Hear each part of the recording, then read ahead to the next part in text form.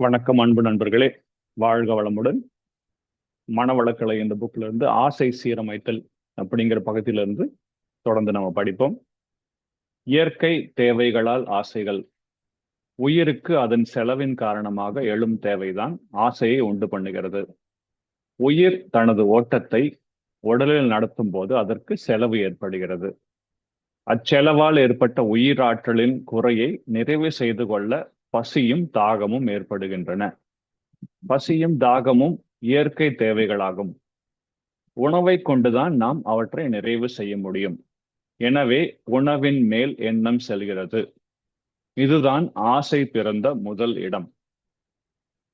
உடலில் உயிரானது இயக்கம் நடத்தவும் அந்த இயக்கம் சீராக இருக்கவும் சுற்றுச்சார்பின் வெப்பநிலை ஒரு குறிப்பிட்ட அளவாக இருக்க வேண்டும். இல்லாவிட்டால் துன்பம் தோன்றுகிறது. அங்கும் உயிராற்றலின் செலவேதான் துன்பமாக உணரப்படுகிறது. இன்பம் துன்பம் என்ற ஆராய்ச்சியில் இது விளங்கும். ஆக இந்த உயிராற்றலின் செலவுதான் காரணம் என்பதை தெரிந்து கொள்ள வேண்டும்.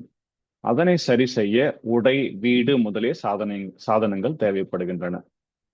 நம்ம சுற்றுச்சூழல் நம்மளுக்கு கம்ஃபர்டபுளா இருக்கணும்னா நம்மளுக்கு கம்ஃபர்டபுளான கிளாத்ஸ், இருக்கிற வீடு, இதெல்லாம் நமக்கு தேவைப்படுது.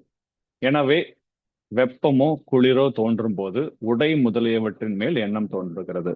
ஃபர்ஸ்ட் உணவு சொன்னா, ரெண்டாவது உடை, வீடு பத்தி சொல்றோம். இந்த எண்ணத்தை தான் ஆசை என்கிறோம்.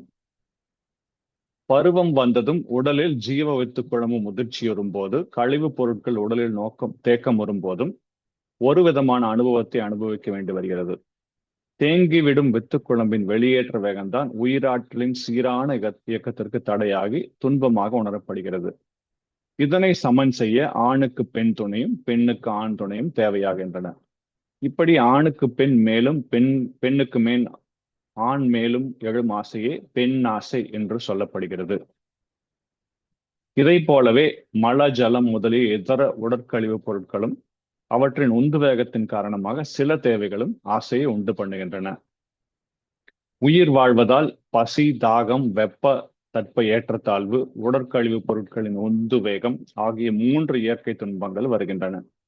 அவற்றின் காரணமாக தேவையும் ஆசையும் வருகின்றன. உயிர் வாழ்தல் என்ற காரணம்தான் ஆசைக்கு மூல காரணமாகிறது. உயிர் வாழ்தல் இன்றேல் ஆசை இல்லை. அதாவது ஆசை அரும் இடம் மரணம்தான். நம்ம உயிர் வாழணுங்கிற ஒரு இன்டென்ஷன், ஒரு ஆசை இருக்கு இல்லைங்களா, அதுதான் ஆசைக்கு மூல காரணம் அப்படின்னு சொல்றாங்க. ஒரு சின்ன போயம் கொடுத்திருக்காங்க. இச்சை என்பது தேவை உணர்வாகும். இச்சை என்பது இயற்கை எழுச்சியே. இச்சிருப்பதே ருசு இயங்கும் உடலுக்கு. இச்சை இரத்தச் சுழல் பிறந்திடும்.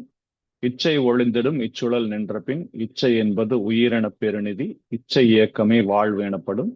இச்சையின் தோற்றம் விளைவை அறியாதோர் இச்சையை இழிவாக்கி பழிக்கின்றனர். ஆசை என்பது ஒரு எண்ணம். எண்ணம் என்பது மனதின் இயக்க நிலையை குறிக்கிறது. மனமோ உயிராற்றலின் படர்க்கை நிலையாகும். உயிர்தான் நான் என்பது. இந்த ஆராய்ச்சியை இந்நூலில் வரும் நான் யார் பகுதியில் காணலாம். இதுல பின்னாடி நான் யார் அப்படிங்கிற ஒரு பகுதி இருக்கு, அதுல பார்க்கணும். எனவே ஆசை என்பதும் நான் என்பதும் ஒன்றே அல்லவா? ஆசையே நான் என்னும் போது, நானே ஆசையாக இருக்கும் போது, ஆசை இல்லாமல் நான் மட்டும் எப்படி வாழ முடியும்? நான் எப்படி ஆசையை விளக்க முடியும்? ஏனென்றால் என்னையே நான் எப்படி விளக்குவது? ஆசை இல்லாத இடம் நானும் இல்லாத இடமாகிறது.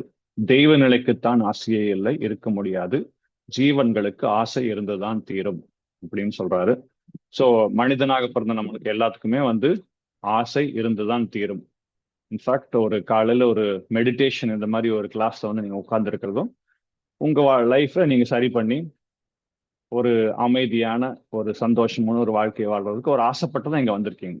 ஸோ அந்த இன்டென்ஷன் எல்லாத்துக்குமே இருக்கும். அந்த இன்டென்ஷன் இருந்தாதான் லைஃப் ஃபோர்ஸ் இருக்கும்.